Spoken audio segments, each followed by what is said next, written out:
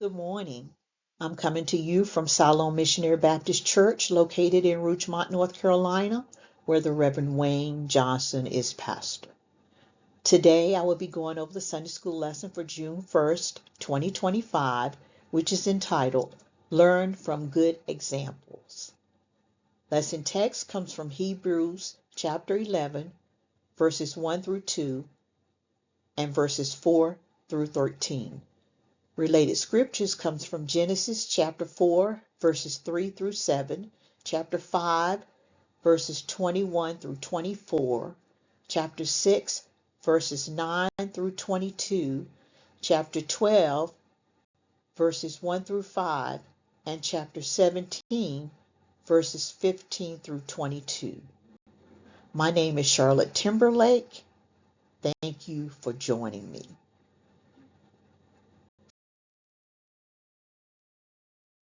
Scripture lesson text reads as thus. Now faith is the substance of things hoped for, the evidence of things not seen. For by it the elders obtained a good report. By faith Abel offered unto God a more excellent sacrifice than Cain, by which he obtained witness that he was righteous, God testifying of his gifts, and by it he being dead yet speaketh. By faith Enoch was translated that he should not see death, and was not found, because God had translated him. For before his translation he had this testimony that he pleased God. But without faith it is impossible to please him, for he that cometh to God must believe that he is, and that he is a rewarder of them that diligently seek him. By faith Noah, being warned of God of things not seen as yet, moved with fear, prepared an ark to the saving of his house, by the which he condemned the world, and became heir of the righteousness which is by faith. By faith Abraham, when he was called to go out into a place which he should after receive for an inheritance, obeyed, and he went out not knowing whither he went. Faith he sojourned in the land of promise, and in a strange country, dwelling in tabernacles with Isaac and Jacob, the heirs with him of the same promise. For he looked for a city which hath foundations, whose builder and maker is God. Through faith also Sarah herself received strength to conceive seed, and was delivered of a child when she was past age, because she judged him faithful who had promised. Therefore sprang there even of one, and him as good as dead, so many as the stars of the sky in multitude, and as the sand which is by the sea shore innumerable. These all died in faith, not having received the promises, but having seen them afar off, and were persuaded of them, and embraced them, and confessed it, that they were strangers and pilgrims on the earth. May the Lord bless the reading of his word. Golden text. Without faith it is impossible to please him, for he that cometh to God must believe that he is, and that he is a rewarder of them that diligently seek him. Hebrews chapter 11, verse 6. Today's lesson aim. Facts to show that we need to have faith in order to please God. Principle to stress that only those who have faith can please God. Application to emphasize the need to exercise our faith daily.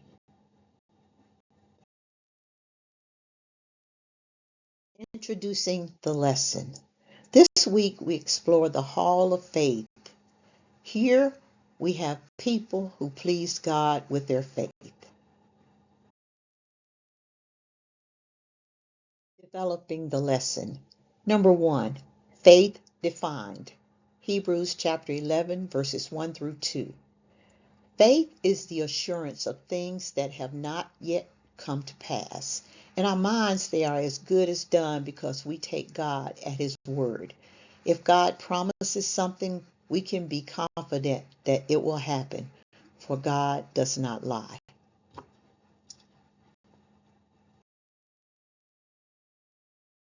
Number 2, faith in early history. Hebrews chapter 11, verses 4 through 5. The hall of faith is listed for us so that we can look back at those who trusted God in early history and be encouraged to do the same. They provide us good examples to imitate. Cross-reference 1 Corinthians chapter 11, verse 1. Abel, the second son of Adam and Eve, brought a sacrifice that was accepted, unlike his brother Cain's. Abel's heart was in the right place. His attitude was right before God. Faith has its roots in a right attitude before God.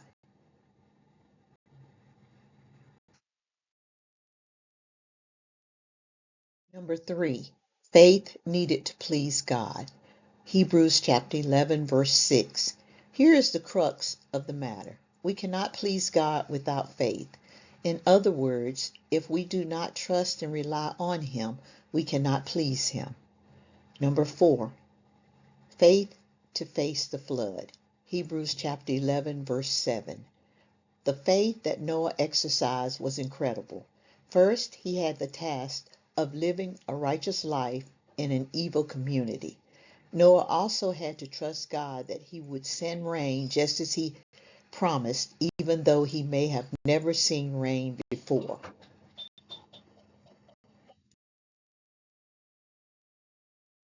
Number 5, Abraham's faith. Hebrews chapter 11, verses 8 through 12. Here is an amazing account of an old man who was asked to leave his country and go to a land that would be shown to him. There was no map or compass to guide him, and he did not even know the destination. He only had the promise of an invisible God that He would reveal the way and the destination one step at a time. But Abraham obeyed and left everything when he was already 75 years old. Cross-reference Genesis chapter 12, verse 4.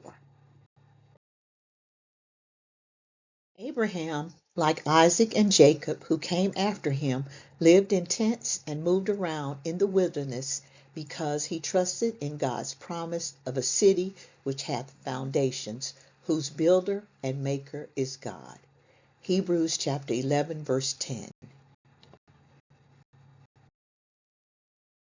Number 6, a visionary faith. Hebrews chapter 11, verse 13. Sometimes God does not fulfill His promises as quickly as we want Him to, but God always has a plan when He makes us wait. We must be willing to wait for God's very best, even if it takes a little more time than we would like. I will now go over the questions in the back of the lesson.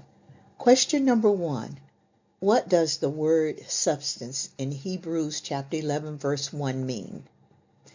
The answer, the word translated as substance can refer to an objective reality or to a strong confidence in something.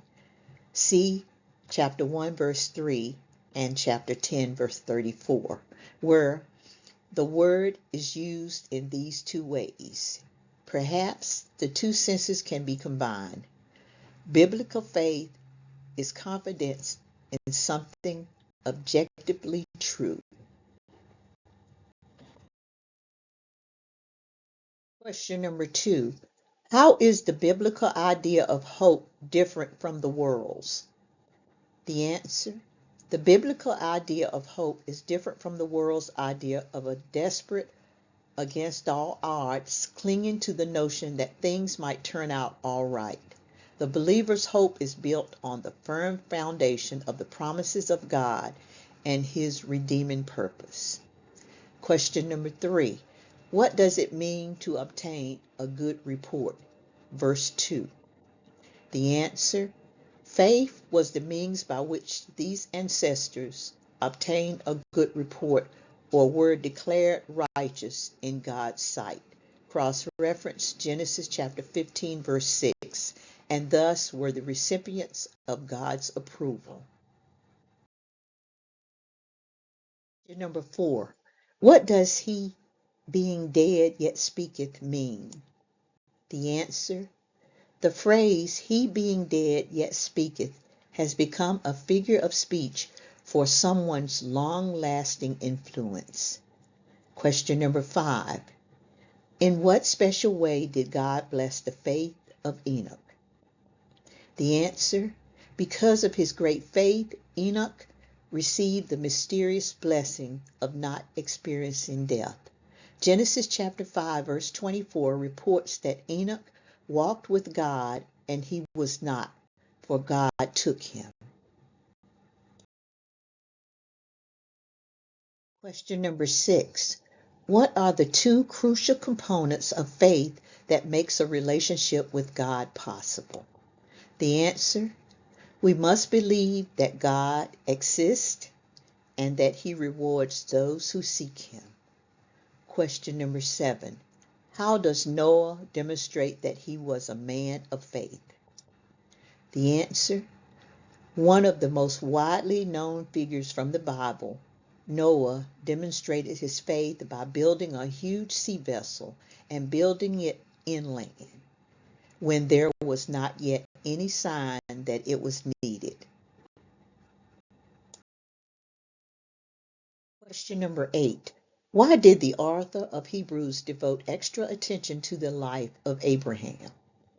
The answer: considering that Abraham is often regarded as the father of the faithful, cross-reference Galatians chapter 3, verses 6 through 9 and 29, it is not surprising that the author of Hebrews made a more extended study of his example of faith.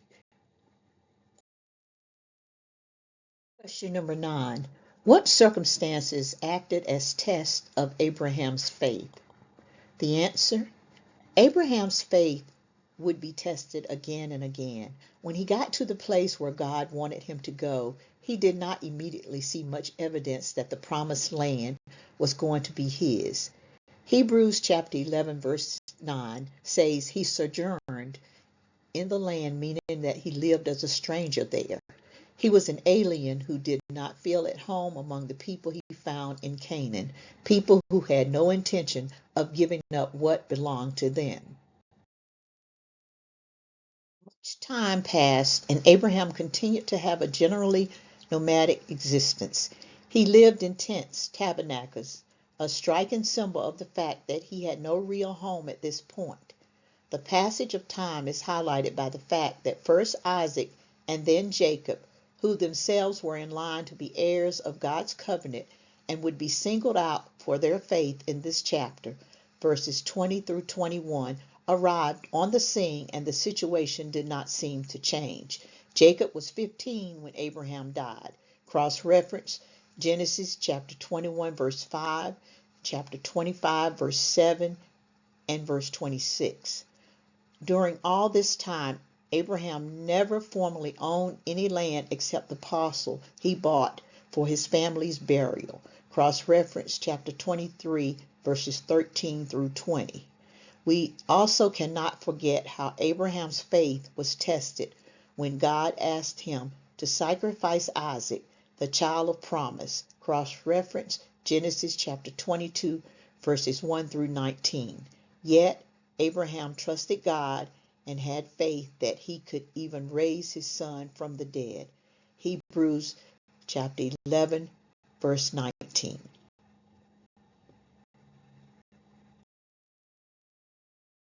Question number 10. How should the fact that we are strangers in this world affect the way we live? The answer: every person of faith recognizes that we are spiritual pilgrims on the way to better things. Cross-reference 1 Peter chapter 2 verse 11. The patriarchs of old did not let themselves get too attached to what the world has to offer. Let us follow their example, living by faith for what will truly last. This world is not our home. We are called to live in the world, but we are not of the world. Cross-reference John chapter 17 verses 14 through 16. I will now go over the lesson's practical points.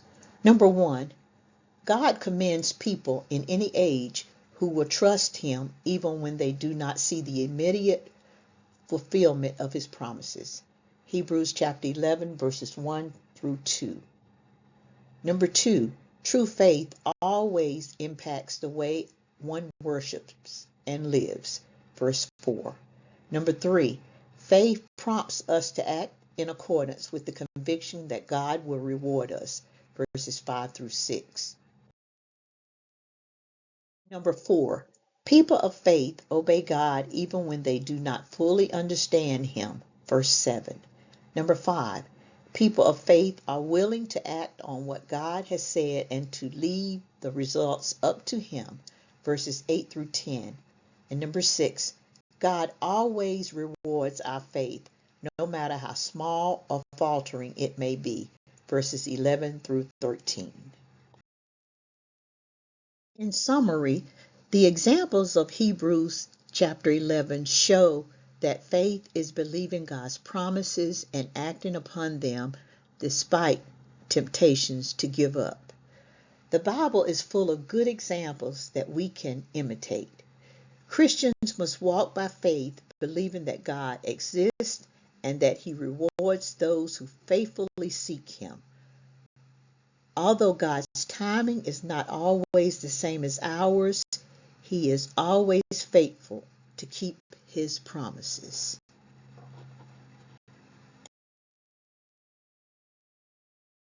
Conclude the lesson for this morning.